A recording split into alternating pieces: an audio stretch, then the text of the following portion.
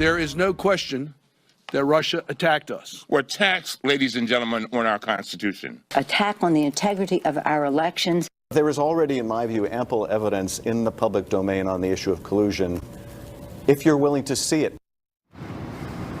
So that's been the drumbeat from the Democrats for the last couple of years. But now that the 2018 midterms are right around the corner, party leaders say that they want to move on and get to a new message for their voters. They say they can't get any press on the real issues because reporters only want to talk about Russia. Here now, Meredith Kelly, the communications director of the Democratic Congressional Campaign Committee. Meredith, good to see you tonight. But it's everywhere. It's all you hear about. I flip around the channels. Everything's all about Russia. So it makes it tough for you guys to get your message out. Certainly, first of all, thanks for having me, Martha. Russia is certainly a big topic, and this investigation is one that a lot of people are focused on. But Democratic candidates all across the country are actually talking directly to voters about the issues that impact their everyday lives. And I do think they're breaking through. They're talking about affordable health care, protecting Medicare and Social Security, and more jobs and better wages. And I do think on the district-specific level, they're having those local conversations. Do you think a lot of people care about Russia when you talk to folks who are out there in the country? Do they care? It's not the first, second, or third thing that voters are telling us in the House battlefield in these swing districts. I think people want this investigation to go unimpeded, but they really care about those pocketbook issues, and that's what Democratic candidates are trying to focus on. Certainly what we find when we go out across the country as well. So you're looking at Arkansas, Kentucky, a couple of Texas districts. We have a map to put up where these districts are. Tell me what are the trends? What are you looking for, and how do you hope to flip those districts? Well, tomorrow night is a good example of the huge number of veterans, prosecutors, and candidates with records of service that are running on the Democratic side this cycle. So that's certainly a trend, whether they've served their community or our country or both. You've also seen the strength of female candidates who have, in previous primaries, I think we have some of these races. We can put up the boards and the people that she's referring to. Go ahead. Yeah, so I think that last week in Pennsylvania and in Nebraska, we saw a number of women doing well, which is consistent with the enthusiasm that we've been seeing from women in terms of voting in the midterms. And I think you're seeing candidates that fit these districts. Arkansas is different than Texas, which is different than Kentucky, and there's no one size fits all. But you're seeing Southern candidates I was reading say that they, it bothers them. They feel like they don't get enough attention from the national organization of the party. Well, we're trying to build the largest battlefield in a decade. We're targeting more than 100 districts, so we're doing our best to provide as much assistance to candidates running for office as possible. Of course, it's a big battlefield, and certainly we're giving the best service we can. Yeah. And I think we're going to see some great candidates come through the primaries. Tell me about the Arkansas District 2 race real quick. Sure. Clark Tucker is a candidate there who's a local elected official, and he actually got into the race. He's running against French Hill.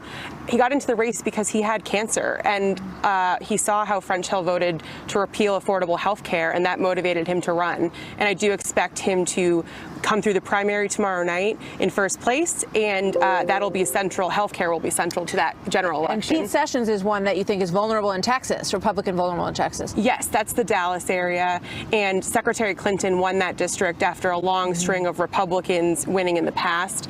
Colin Allred is who the DCCC has put on our Red to Blue program, which means we think it's he's the most competitive candidate. He's a Tennessee Titans former NFL player, went on to become a successful lawyer, and just grew up in this district and really embodies the district. And Hillary Clinton, as we said, is headlining a big event. I think it's interesting because she said that she thought that women who voted for Trump were just listening to their husbands, and she thinks women should not be afraid to elect a woman. And yet in the New York race, she's not backing Cynthia Nixon. She's backing Andrew Cuomo. What's that about? Well, I can't speak to her decision. I just know that Governor Cuomo and Secretary Clinton go way back, but I can't really speak to that. I know that our Democratic candidates feel very strongly about earning the trust of every voter, whether they voted for Trump or Secretary Clinton, and we won't be able to win back the House without their support. So we're working on earning that trust. All right, we will see. It's going to be fascinating to watch. Meredith, thank you very much. Good to have you here tonight. I hope you'll come back as we move through the midterms. So that is our story for tonight. We'll see you back in New York tomorrow night.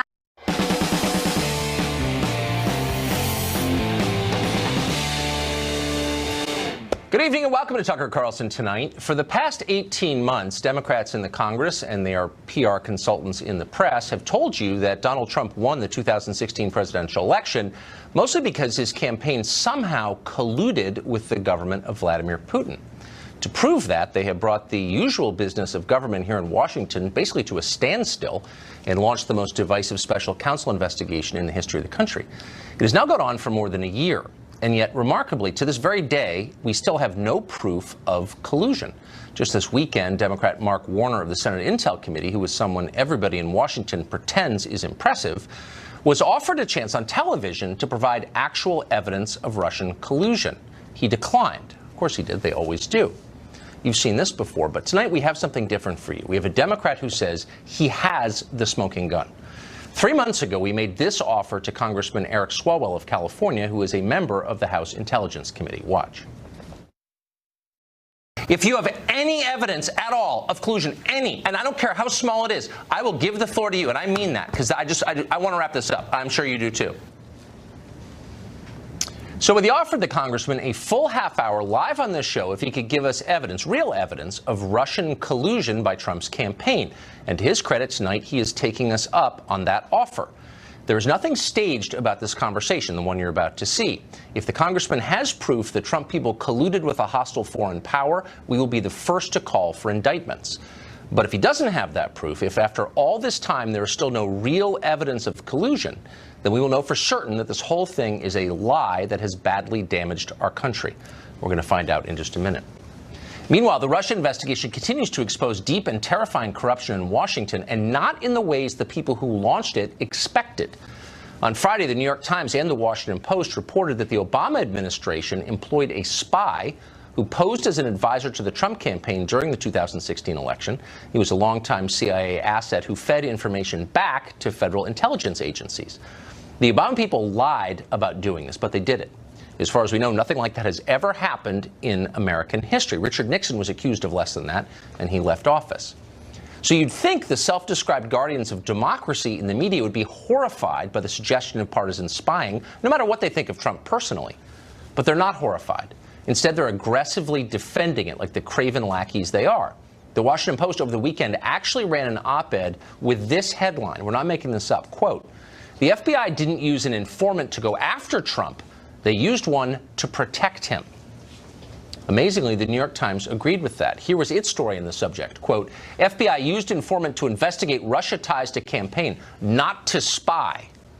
In other words, Donald Trump should be grateful that Obama's FBI spied on him. It was for his own good. The people who wrote this crap should be ashamed. It's not journalism. It's partisan cheerleading. It's also embarrassingly credulous. Just transcribe whatever spin you got from your FBI source and call it a news story. How would these idiot reporters feel if the Trump administration read their emails or tapped their cell phones or sent a spy to spy on them and then claimed it was all for their own good? Well, obviously they'd be outraged, and so would we, because we're not hacks. Obama's CIA director, John Brennan, by contrast, is a hack. He's also a liar who's done more to embarrass and discredit the so-called intelligence community than any other single person. Brennan has been on Twitter attacking Trump and anyone else who wants to know more about the Obama administration's spying efforts in the last campaign, as if Americans don't have a right to know when their government is spying on them and why. Our ruling class is completely out of control. It's the real lesson of this Russia nonsense. And for the latest details, we're joined by Byron New York of the Washington Examiner and George Washington University law professor Jonathan Turley. Professor, first to you. Does the public, do Americans, have a right to know if they were spied on and why? I think that they do. I mean, these are very serious allegations, and they are unprecedented. You know, we don't know what the truth is. Maybe there was a valid reason for the investigation. Maybe they used valid means. But we should want to know. I mean, what I think is being a case of willful blindness here is that we have confirmation that Trump apparently was correct when he said over a year ago that he had people in his campaign that were under surveillance. It turns out that it was much broader than we thought, even though people like Clapper and others in the Obama administration denied it. It does appear to be a surveillance program. It does appear to be an investigation. And now you have an individual who reportedly offered to be an advisor in a campaign when he was an asset for the FBI or the CIA or both. I can't imagine what justice official would sign off on that. Now, you can try to split this as you may, whether this is an investigation or surveillance. But from Trump's standpoint, there's a legitimate issue. You can tell a victim that this isn't a mugging, it's just a forced divestiture, but it sure feels like a mugging unless you can prove to the contrary. If Bush had done this to Obama, I would want to know why. And I think it's fair to want to know. So what do we know, Byron? You've been reporting on this. When did this start? Well, the emergence of this informant has kind of thrown into doubt our previous timetable of this. Remember, we've always been told that the FBI investigation formally started on July 31st. They wrote up something called the electronic communication. It started this investigation. But now we hear that the informant was actually reaching out and talking to Trump campaign people well before that, at least weeks before that, maybe longer before that. And I think what you're seeing on Capitol Hill is some investigators, Republican investigators, are looking even further back than that. So what would that mean? That he was doing it unilaterally because he was interested, or that he was doing it at the direction of one of the Obama agencies? Well, that he was doing it at the direction of an agency before they had a pretense, a pretext to actually do this. So that would be a big issue inside the FBI. Also, we're seeing some investigators looking even further back to March. On March 21st, Trump goes to the Washington Post, meets with their editorial board. Remember, he was under a lot very well. Under a lot of criticism for not having a group of foreign policy advisors, in part because the entire Republican foreign policy establishment had shunned him. And they asked him, well, who are your advisors? He pulls a piece of paper out of his pocket and says, well, here they are.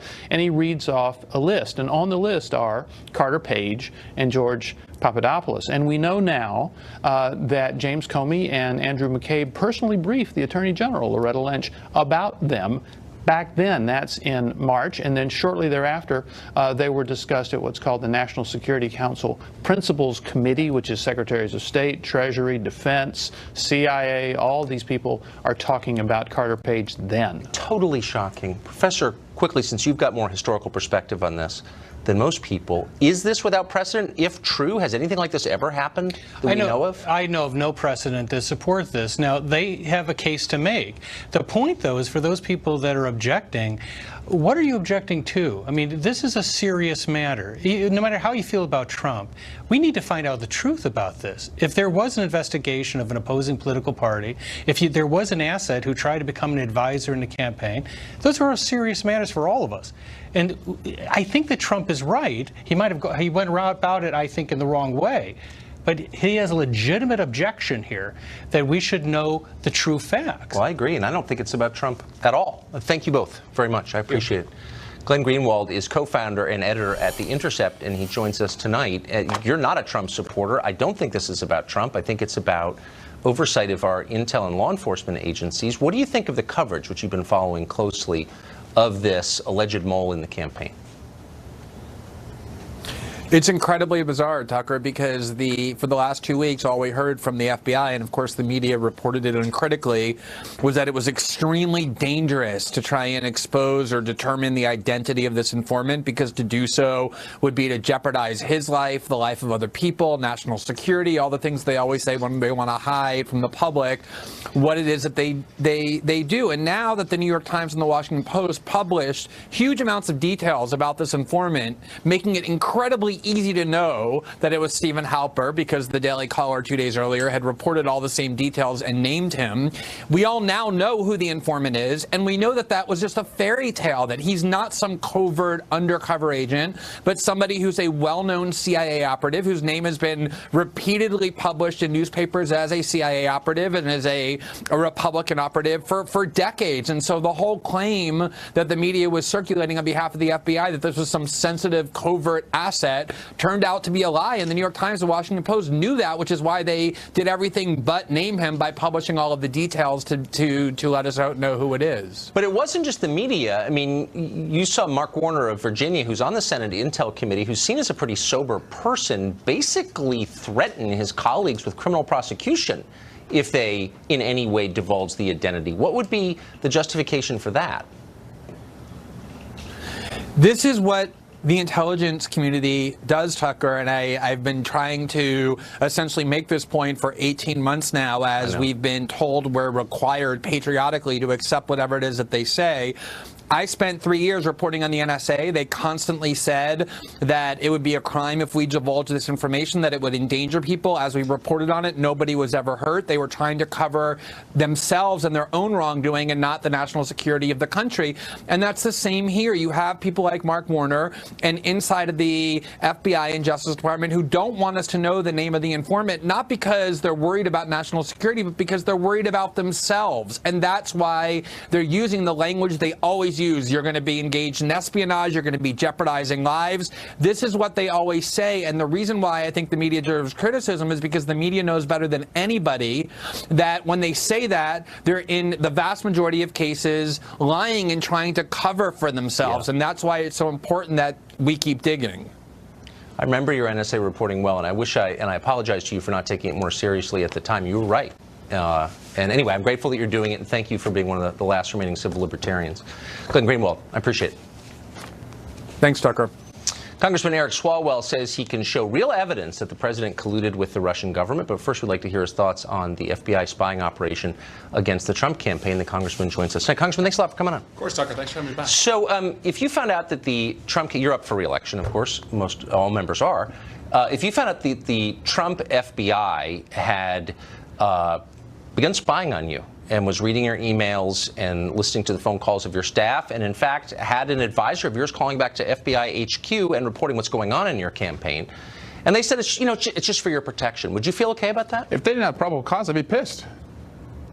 What would constitute probable cause? Well, the evidence that you put forward to a judge, and a judge has to sign off on it, and that's happened mostly through this investigation. So there's but we know that in this case, no judge. I mean, now you just heard fresh reporting that apparently this person, this advisor, fake advisor of the Trump campaign, was doing this long before July, and maybe as early as March. I don't think there's any indication a judge signed off on that. Does that bother you? Well, I've seen the evidence. I don't accept the premise of your question. There is a multiplicity of different individuals who saw concerning things, judges who signed off on FISA applications.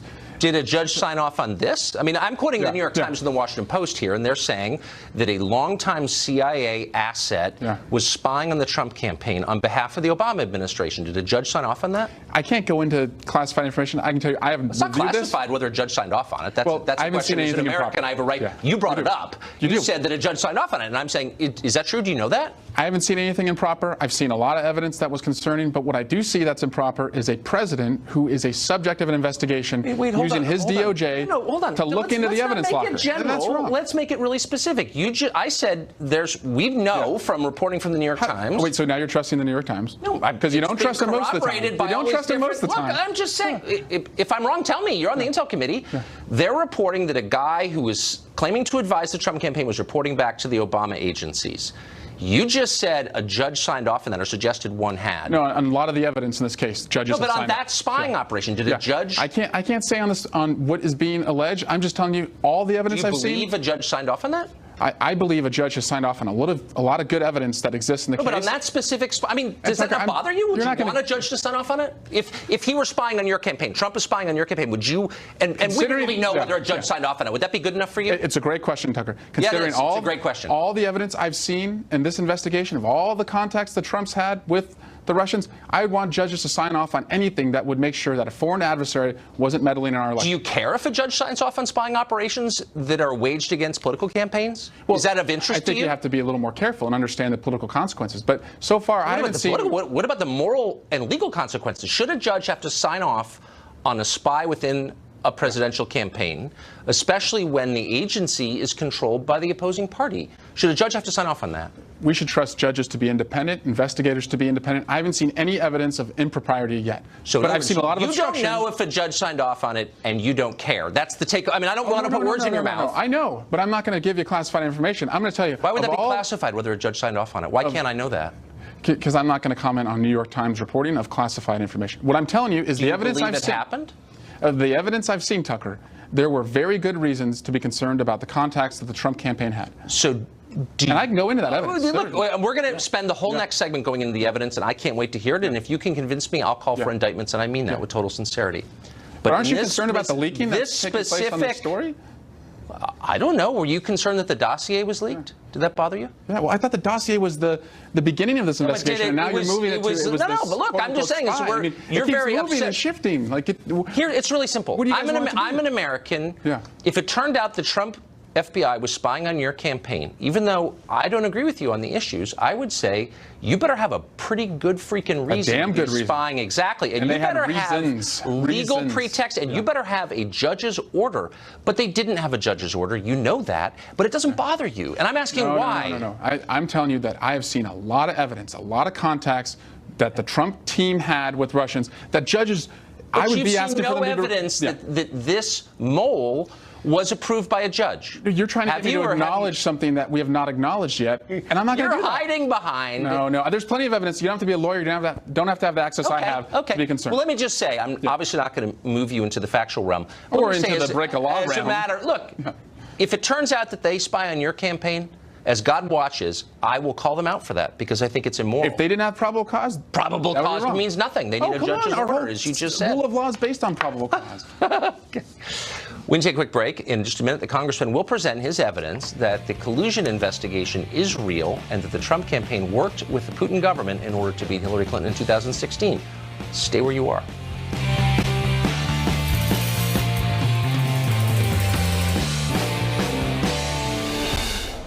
Welcome back. We're still joined by Democratic Congressman Eric Swalwell of California, a member of the House Intel Committee. If you've been watching cable news for the past year, no doubt you have seen the congressman talking a lot about Russia. Here's part. Russia attacked our democracy this past election. And then they showed up to his Trump Tower, offered the evidence to his family. They received it. They didn't turn it down. Donald Trump for years had been working with the Russians. He brought people on his campaign who had ties to the Russians. We have seen a candidate and a president who has spoken in very flattering ways about Vladimir Putin. All of the arrows continue to point to a personal, political, and financial relationship that Donald Trump had with the Russians. The congressman has come on tonight. We've given him a lot of time to present to us evidence, actual evidence of collusion. Congressman, thanks a lot for coming back. Yeah, of course, Tucker. So Trump said in the campaign, I want to bring us closer to Russia. A lot of people agree. I certainly agreed with that. A lot of people on his campaign. Why? Why did you agree with that? Because as a geopolitical matter, I think the enemy is China, and I think we have. Can we have more than one enemy? Sure, absolutely. But I just think I don't agree with their posture, aggressive. I don't agree with the Trump administration's posture toward Russia right now. Actually, it's too bellicose. Whatever. But that's a legitimate point. That's all I'm saying.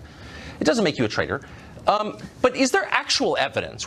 I've followed this pretty carefully. Where's the actual evidence of collusion between the Trump campaign and Putin? So, 2014, 15, 16, Russians hack into our DNC.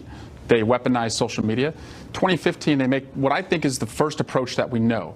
So Felix Sater, Russian-American, former business partner with Donald Trump, approaches Donald Trump's lawyer, Michael Cohen, and says, let's get Donald Trump to build a Trump Tower in Moscow. Right. We can engineer this, get Trump and Putin together, and make our boy president. So that's the first known approach. So the hacking's going on, and you start to see these different approaches. And there's two different types of approaches.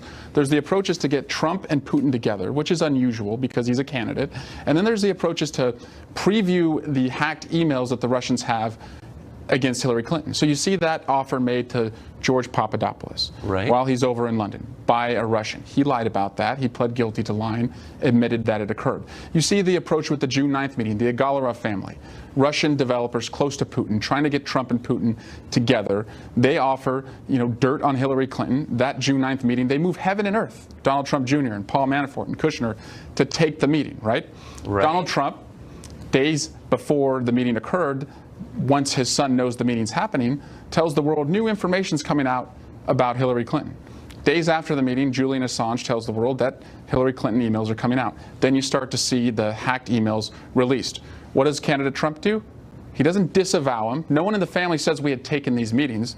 Instead, he invites the Russians on a public stage to hack more. So I think you're talking about his press conference. He did. So I think we have that. This is July 27th, 2016, at the Doral National, which he owns in Doral, Florida. Here's the clip you're talking about. Russia, if you're listening, I hope you're able to find the 30,000 emails that are missing. I think you will probably be rewarded mightily by our press. Let's see if that happens. So, two questions. He was rewarded. One, do we have the 30,000 emails? Did Russia ever come up with those? We're still. No, they didn't actually. But you know that for a fact? Well, we haven't seen them. Yeah. Well, let's let the Mueller investigation continue. Okay, maybe Mueller's in contact with the Russians, but Trump didn't come up with those from the Russians, so that didn't happen. But let me ask you this: if Trump was going to, there's still an attempt there, right? Okay, but you can attempt to do something and fail, and it can still be a crime. But would you do? I mean, I hate to inject common sense into this. Would you do it in broad daylight? If you're trying to make secret contact with Russia, your handlers back in Moscow, wouldn't you dial them up in the shortwave in the basement? Would you really send a coded message in the middle of a joke at a press conference? I'm not saying he's the smartest guy in the world, Tucker. Never accused him of that. That's the smoking gun right there. That's part of the evidence. An invitation made by the candidate. At a press telling him it's okay. Okay, but he's not that the was smartest guy on television. In the world. Okay, so he's both a secret agent for Putin, but he's so dumb that he spills his secrets at a press conference on TV. The latter. Okay. So he makes an invitation. He doesn't disavow what they're doing. But so what Russians do? They start to do more. Give him the 30,000 emails. They start to do more. They start to hack more. And so you heard the people laughing at the end of what he said, right? He's broadcasting. He's committing, the offer in broad daylight. Russia, why wouldn't he just act through all the many Russian agents? So let me continue. So at the same time, but those are fair questions, right? It's a little confusing. Completely fair questions. So what's the answer? But there's no. Hey, why would he do it in public? Why did he admit to Lester Holt obstruction of justice in public? There's no who could be so stupid they commit the crime in public exception. He did it. Has any secret agent ever broadcast a message at a press conference to his handlers ever? Has any businessman ever been elected president? Sometimes you're the first person to do it. So Tucker, again, he made the invitation. Okay. Makes the invitation in public, right? Then you start to see during the summer of 2016, we have an email that is titled Kremlin Connection. An offer made to Paul Erickson of the campaign to connect Donald Trump and Vladimir Putin again. Okay. Kremlin connection, right? So again, more and more Did they connect? offers. Do we have evidence that he talked to Putin? I don't believe that they connected. But so again, where's the smoke? Where's the evidence? I mean, I know all this stuff. But where's the evidence? Well, first, Tucker, don't confuse evidence with a conclusion. Evidence gives the FBI and the Department of Justice. Look, I've been going through this for a year. Look, I watch Rachel Maddow. I get it. I know there are a lot of Russians and Russian people in emails, but where's the actual proof that something happened after more than a year of this? Well, I'm not the prosecutor. I don't have subpoena power. Bob Mueller does. All I'm saying is you do have a high-level security clearance, and you're on the Intel Committee, so presumably you'd have more than a clip of him at a I'm only giving you the evidence that I've seen in an unclassified manner. So I'm telling you that all of that warrants looking at whether we could prove beyond a reasonable doubt conspiracy to defraud the United States. But those are the aren't crimes. we working on that? I mean, we've been working on that for a long time. Well, not with the obstruction that we continue to see. The continued undermining, the trying to... So that's it? That's all you got? No. Okay, so what's the part I haven't heard? Tell me. I'm waiting. Because I want to... Look, if he's... It's right in front of your nose, Tucker. Tell me what it is. It's right in front of your nose. Is it another I've press conference he gave with more secret messages, or tell me? Again, Tucker, when we look back on this in 25 years, we're going to be amazed at how much of it was right in front of us. So, they're hacking... There's we're all speaking Chinese at that point. There's approaches. And we're like, people thought Russia was the threat. Isn't that weird? There's approaches. They never turn down any of the approaches. The candidate makes an invitation in broad daylight, as you said. They continue to try and arrange meetings through the summer. And then you start to have what I call, if there's a quid pro quo, there has to be a quo, right? If there's a transaction that's taking place, you start to, of course, there's the candidate's positive, favorable statements about Putin, even if those are just, as you said, so we have a better relationship with Russia. How do you explain the national security advisor, the incoming national security advisor, Michael Flynn, who had been over to Russia just a year before, telling the Russians, don't worry about the Barack Obama imposed sanctions? How do you explain that? That's I would explain it this way. How do you explain bringing the Russians into the Oval Office, giving them national security secrets? Here's what I would hope, that we would stop with the sanctions on Russia. I think they're counterproductive. But the Trump administration has done just the opposite. So we spent Javelin missiles to the Ukrainian rebels. We've opened up domestic oil production here, which hurts them, and gas production. We have killed over 200 Russians in Syria. We have bombed the government of Bashar al-Assad, which is their closest ally outside their borders. In what sense has he been pro-Russia as president? And I say this with sadness, because I don't think he should be doing any of that. Yeah, well, all the favorable things that he says, bringing Russians into the Oval Office, kicking out Americans, letting Russian press... Could we just be reality-based really quick? And failure to impose the congressionally passed sanctions. You know how hard we had to work, the public sentiment that was... What about killing the 200 Russians? He's been Did he kill them? He sent the U.S. military I think you're giving him too much credit. Well, I don't know. Look, I'm not flacking for Trump. I don't think he should have done it. I criticized him on the show. You're absolutely right. I'm just telling you, he's killed 200 Russians. Obama did not do that. He sent missiles to Ukrainian rebels. Obama did not do that. He is competing in energy with them in a way Obama never tried. Why is he more pro-Russian than Obama was? Don't confuse what he has to do because the public sentiment is so high and watching him. Again, you give him too much credit. You're giving him too much credit. I'm not giving him credit. I'm criticizing him. I don't think he should be doing any of it. I'm just saying this whole thing is insane. That's what I'm saying. So, and then you have all the consciousness of guilt evidence, right? All of the lies that have been told, whether it was about the June 9th meeting, the Russian adoption excuse, and then moving it to what it was really about. But so that's consciousness of guilt. A lot of times, the way someone acts after an investigation is launched can tell you what they were doing. I guess I'm not. You know what? I'm not clairvoyant. Maybe that's don't not confuse. why I'm not in Don't confuse Congress. evidence with a conclusion. There's more than enough evidence to continue and find out. How close are these ties? Did the willingness and eagerness add up? I was hoping for something. We're going to take a break right now. We'll continue our conversation with Congressman Eric Swalwell of California. We'll be right back.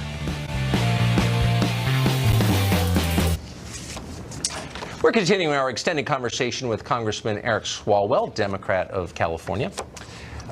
So you've talked a lot about Russia, but you've also become known for your position on guns. And you're one of the very few Democrats, I think, who's been honest about that.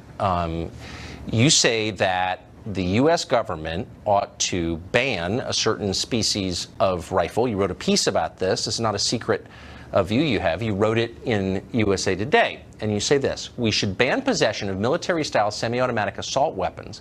We should buy back such weapons from all who choose to abide by the law. And we should criminally prosecute any who choose to defy it by keeping their weapons. So we should confiscate this entire class of firearms. What do you think would happen if the federal government tried to do that? Well, Tucker, did you read the op-ed? I did. I just quoted from it extensively. Yeah, I'm not calling for a confiscation. What I'm saying is we should invest in a buyback, that we should restrict any weapons that aren't bought back to gun clubs, hunting clubs, shooting ranges, keep them there where it's safe and not on our streets. And if you were caught, just like if you were caught, with drugs or anything else, if they had probable cause to go into your home and you had one of these weapons, yeah, you'd be prosecuted. I've never suggested sending troops out. I'm going to quote an old friend of mine called Eric Swalwell. He's a congressman from California on the Intel Committee. Can you put that back on the screen, please? I'm just going to quote once again. And we should buy back those weapons, and I'm quoting, criminally prosecute any who refuse to choose to defy it by keeping their weapons. So you're going to prosecute people who don't give up their weapons. That's gun confiscation. If they're caught with them, yeah. We're not sending troops. We're not sending troops door to door. So, but what do you think? What do you think would happen? I mean, do you think, because of course the overwhelming majority of those people are law-abiding, have committed no crime, have no plans to commit a crime, you would instantly turn them into felons.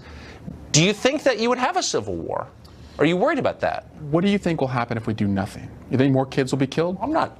You think more arguing concerts will be shut up? More churches will lose parishioners? I'm not arguing on behalf of doing nothing. I'm critiquing your very specific suggestion for what we. And you're a lawmaker, so this is meaningful what you said. And I trust the American people are law-abiding, that their weapons could be bought back, or keep them at a gun club. You don't have to give it up. But what if you want to keep them in your home and you've done nothing wrong, you haven't hurt anybody, and now you just made them into felons? Yeah, no, there's no troop roundup here, Tucker. No, but you just made them into felons. You just said that in the piece. Look, I'm not making this up, but you wrote that. So what do you think? Like, if I'm a gun owner and I have one of the weapons that you say should be banned, and I don't feel like bringing it to a gun club, I feel like keeping it in my bedroom closet. I don't think you're giving the American people enough credit that they'd be law-abiding and that they would obey you. Well, not or else they'd be criminally prosecuted. No, I'm suggesting we have a conversation in Congress and pass a ban like this. They would be obeying the law. Would you apply as written by you? Yeah, it would have to be passed by. Would you apply these standards to yourself and your fellow members of Congress? Absolutely. Okay, so not cops though. I don't think cops should be outgunned. So your bodyguards could have any kind of guns? I don't have bodyguards, Tucker. Yes, you do. I was there today. No, you have many bodyguards. I don't have bodyguards. I was just there today. I don't personally have bodyguards. Oh, but you're surrounded by them. Yeah. You're surrounded by bodyguards that I pay for, and they're police officers. They're sworn. They're trained. They're there to protect you. They're and they your shouldn't be outgunned. And that's the problem. I have two brothers who are cops. Hold on. My dad was a cop. They're outgunned But your right now. bodyguards would get to have any kind of gun they want to protect you, but I wouldn't have. I don't want them to protect me. I want them to protect the people who are getting shot up in the schools. But that's not. No, Capitol Police exists to protect you. No, this isn't about Capitol Police. Well, no, but it is though. This is about the kids who are dying, Tucker. It's about me in and their schools. They're afraid to go to school tomorrow. They hear a book drop. No, but hold on. They think a shooter's walking into the classroom. Don't they deserve to be protected? Yeah, they do. And so my let's protect them. Amen. But why do you need an AR-15? I don't know why you need to protect your house. You have them in your building where you work. Police officers. No, your bodyguards. Don't denigrate the cops. I'm not Tucker. denigrating them. They work hard. I'm glad they're there. They shouldn't be outgunned, and they're outgunned right now. But wait a second. I went to the funeral for 4 police officers who were killed by an assault weapon. You don't actually care more than I do. We care the same. So it's not a question of who cares. Do you think cops should have guns? I think that your bodyguards should have the same guns that I have to protect my family. They're America's bodyguards, Tucker. They're not. They're Don't yours. denigrate them like that. I'm not denigrating them. They work too but really, hard. Can they come to my house and protect my wife while I'm at work? If you call the police, yeah. Oh, but can I have a Capitol Hill? When you go to work, they hang out and protect you. They're protecting the constituents. No, they're protecting you, actually. I don't have. So why not? Tucker. Hold on. Why shouldn't my wife have the same firearm at home that your bodyguards use to protect you? Is that fair or is that unfair? Why is it unfair? That's a ridiculous argument. Oh, why? It's absolutely ridiculous. Why is it ridiculous? Because you're more important than me? No, I don't. You are trying to. No, I'm asking a sincere question. Why should you get to protect yourself? Our cops should not be outgunned. No, period. I'm talking not our cops. Our military shouldn't be outgunned. No, your cops. Period. Capitol Hill Police have. Why don't we just limit them to the same gun I can have at home? Why can't we have a real conversation about this? This is a real conversation. Why is it nonsense? You're putting your life You're calling cops bodyguards, and that's disrespectful to them. I'm not calling all cops Police Week was last week. They were all here in town honoring the fallen, and you're calling them bodyguards. No, I'm calling your My bodyguards. dad was a cop. He's not a bodyguard. No. He protects people. And that's ridiculous. Do members of Congress have bodyguards? I notice whenever You're calling a cop a bodyguard, man? That is so disrespectful. They are. No. And they're the sworn government police officers. pays for them. They and I was in the Capitol and your today. Kids no, they're in your and office. our families. Can I get the same in my office? They shouldn't be outgunned. Taxpayers can pay for it? They shouldn't be outgunned. They're outgunned today. Can I ask a question? Yeah, go ahead. If I walk down the hallway in front of your office, you have officers there paid for by taxpayers. Great guys. I'm not attacking them, obviously, and I think they watch this channel. Thank you for that. They're not at all. I'm merely saying that you have better protection than I do. And you're saying that my family doesn't deserve to have a certain species of weapon. You get to decide what we can protect ourselves with, but you're not going to in any way take the ability to protect you away from the Capitol Hill Police. I'm saying that every police officer in America today is outgunned. For their safety and for the safety of the people they protect, we shouldn't have assault weapons. Right. You just don't want to apply the rules to yourself. I get it. I wouldn't either. You know what I mean? I care about protecting my family. Well, let's protect the kids first. That seems like the first place to start. My house. I agree. Yeah. Thank you very much. Yeah, my pleasure. The left has a new cause defending MS-13. Why are they letting anti-Trump sentiment drive them into the arms of a gang that kills people with machetes? Great question. We'll ask it next. Well, the Democratic Big Ten has grown a little bigger in the last week or two. It already included illegal immigrants. Now it explicitly includes dangerous gang members as well. After the president described MS-13 as animals last week, the left lectured us on how it's wrong to be mean to a group that butchers people with machetes. Here's part of it. Is it appropriate for a president to ever call anyone an animal, even if they are sadistic gang members? Yeah, I think that's something to watch out for. The history of political leaders dehumanizing opponents, even criminals, and using animal metaphors is a dangerous one. That is not something that we should accept from an American president. I do think there's a serious problem with the president dehumanizing any group of people in the United States, even if they are hardened criminals. It's like so many buffoons on TV. Where do you start? None of these people, by the way, live anywhere near any neighborhood threatened by MS-13, so they can ignore the gang. But a lot of people, particularly poor immigrants, do live near MS-13, and that's a huge problem.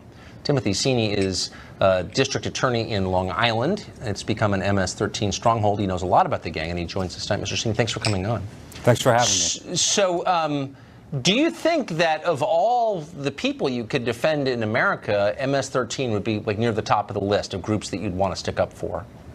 Look, without getting into name calling, let me be very clear about something. This is one of the most violent gangs that we have in the world. It's a transnational criminal organization whose motto is rape, kill, and control.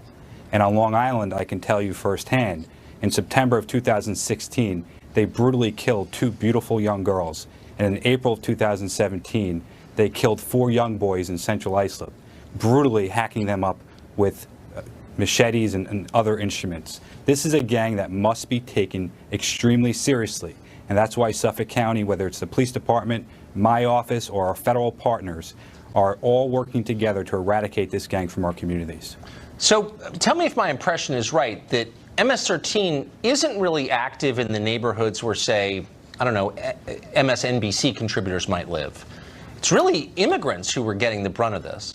There's no question that this gang preys upon young Hispanic boys. I'll tell you a quick anecdote. In December of 2017, the Suffolk County Police Department prevented a murder.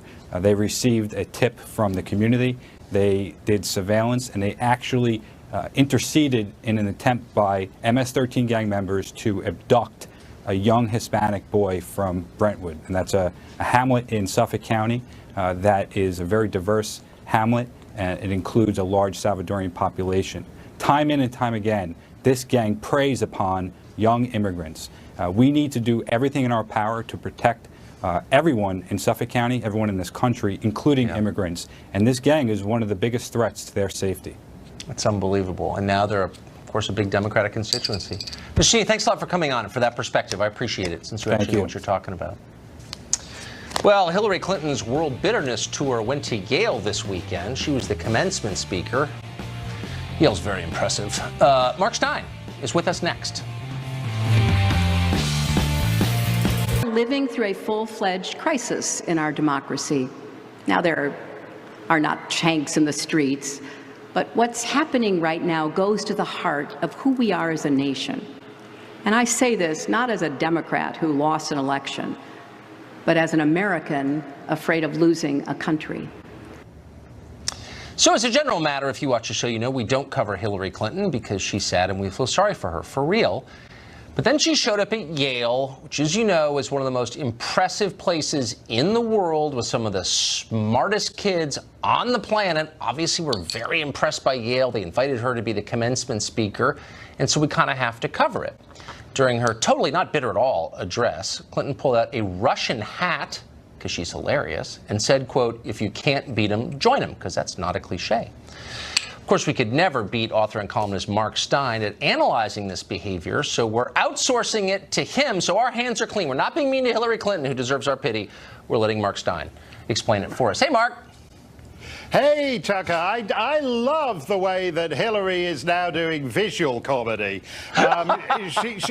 She's disappointed she didn't get to be president. By the way, I like it when you do a visual gag that you explain it, what you're meant to find funny about it, to the audience beforehand. So when she said, "This is a Russian hat," I think obviously she's at a loose end, doesn't know what to do. I think Vladimir Putin should make her chief commissar of state-approved jokes in Moscow. I think she's eminently qualified for it. I personally would have preferred it. By the way, I do actually think this is the actual Russian hat that Russian intelligence agents left the Fusion GPS dossier under for Christopher Steele to find in a men's room on the Kutovosti Prospect in Moscow. It's not normally MI6 tradecraft to take the hat, but he thought it might make a nice souvenir for Chelsea. Unfortunately, she'd already been given one by the Uranium One guy, so she gave this Russian hat to her mother, which is very thoughtful. For my own part, I think it would have been a much more effective routine if she'd worn the shubara, which has been worn, as you know, by Macedonian content farmers, the Macedonian content farmers who cost her the election, or perhaps to establish her authority, the traditional kausia, originally worn by Alexander the Great, if I recall my school days, and still favored by Macedonian content farm overseers when they want the masses to cower in terror before them. So I felt she made a poor, like many women at the royal wedding on Saturday, she made a poor headgear choice for this occasion. See, I knew that you could bring mirth out of one of the saddest, most heartbreaking moments I'd seen in a long time. Do you think, being honest here for a second, being sincere, do you think Yale is aware of how thoroughly it degrades its own already eroding reputation by inviting someone like this to be the commencement speaker? Well, yeah, I do think as a serious matter that partisan politicians when they're invited to give commencement addresses should not talk about partisan electoral politics. Yeah, I mentioned right. Chelsea a moment ago. For some reason, Chelsea gets paid or she did before November 2016, she got paid seven-figure sums to deliver speeches on diarrhea in Africa. I wouldn't want to hear a speech on diarrhea in Africa for a commencement, but I think that's actually more seemly and appropriate for the occasion. I agree, and less dirty than what we saw. Mark Stein, a genius, self-evidently. Thank you. Great to see you. Thanks a lot, Tucker. We actually have more Hillary Clinton news tonight. Late-breaking update on the investigation into the FBI's handling of her email. We have details on that. Unexpectedly broke during this hour. We'll have them for you after the break.